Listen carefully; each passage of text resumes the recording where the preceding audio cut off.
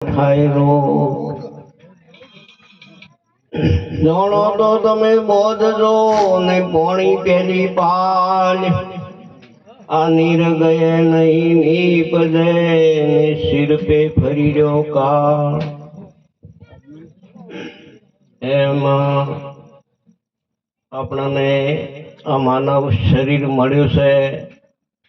એ પરમાત્માની ભક્તિ કરવા અને પરમાર્થનું કાર્ય કરવા બદલે અને સતય આપણ આ વાતને ને જાણ તો પાછું 84માં જવાનું થાય એટલે મહાપુરુષો આ બધા યોની કરતા આ શ્રેષ્ઠ આપણને દેહ મળ્યો ને શ્રેષ્ઠ મળ્યો છે અને હું કોણ છું ને પરમાત્મા કોણ છે એનો આપણને ભેદ જાણી શકે છે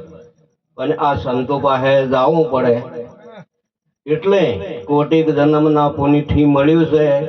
અને વ્યર્થ ના જાય એટલા બદલે આ સંતો મહાપુરુષો રાત દિવસ મહેનત કરીને આપણને જગાડવાની કોશિશ કરે છે એટલે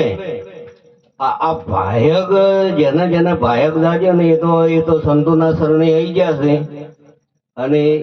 એને જાણીએ લીધું છે અને જેની જેની નથી જાણ્યું એને જાણવાની જરૂર છે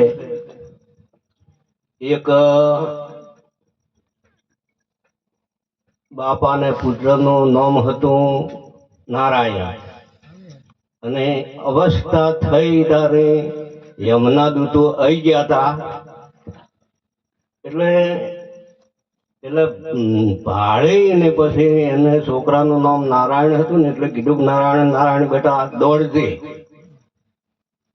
એટલે પેલા થા વિષ્ણુના દૂત આયા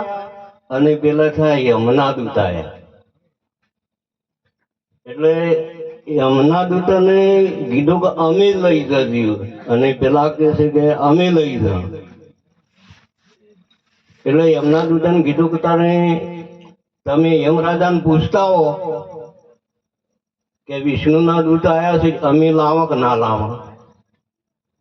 એટલે પેલા પૂછવા ગયા યમરાજા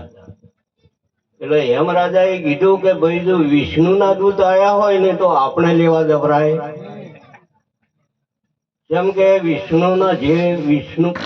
પરમાત્માની ભક્તિ કરે છે ને એને કોઈ દાડો જમાવતા